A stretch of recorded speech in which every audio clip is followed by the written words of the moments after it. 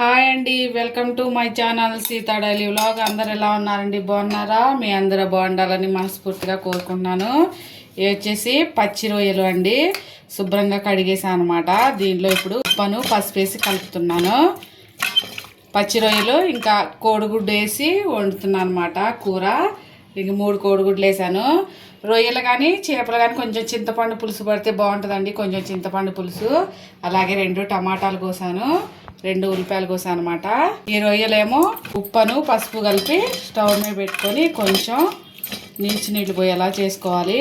కోడిగుడ్లు ఉడకబెట్టేసానండి. పొట్టు తీసుకుందాం. అలాగే స్టవ్ వెలిగించేసి స్టవ్ మీద పెట్టాను రొయ్యలు. దీనిలోని నీళ్ళన్నీ పోయేలాగా చేసుకోవాలి. గుడ్లు కొంచెం ఇలా ఘాట్లు పెట్టుకొని గిన్నెలో నూనె వేసుకొని కొంచెం పసుపు వేసి ఫ్రై చేసుకుందాం. ఇలాగా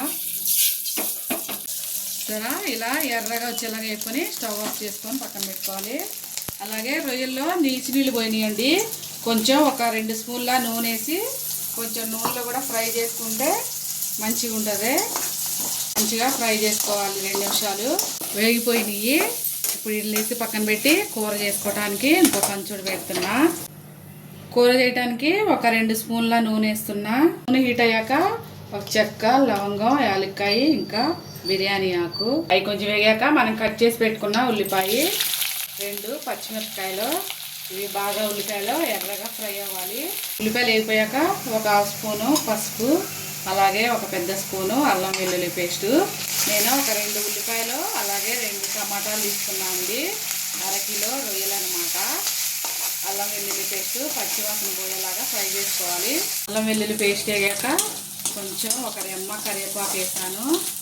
అలాగే కట్ చేసి పెట్టుకున్న 2 టమాటాలు మంచిగా మెత్తగా మెల్ట్ అవ్వాలి.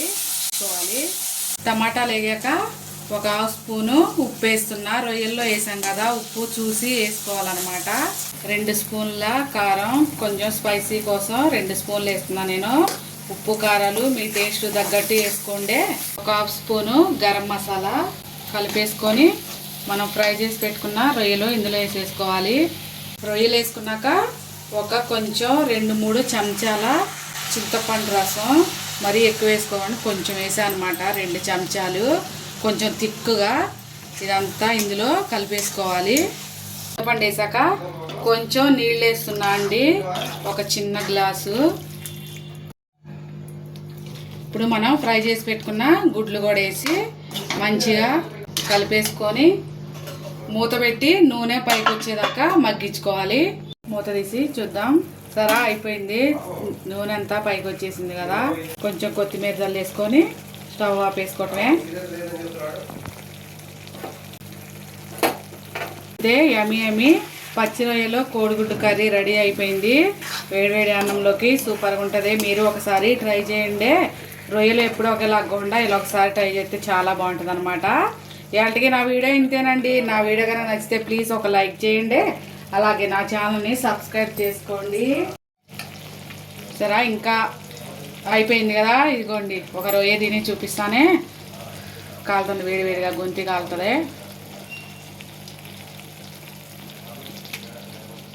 భలే ఉందండి. కొంచెం చింతపండు పులుసు వేసుకుంటే సూపర్ టేస్ట్ ఉందన్నమాట. మీరు ఒకసారి ట్రై చేయండి ఫ్రెండ్స్. సరే పచ్చి రొయ్యలు కోడిగుడ్డు కర్రీ రెడీ.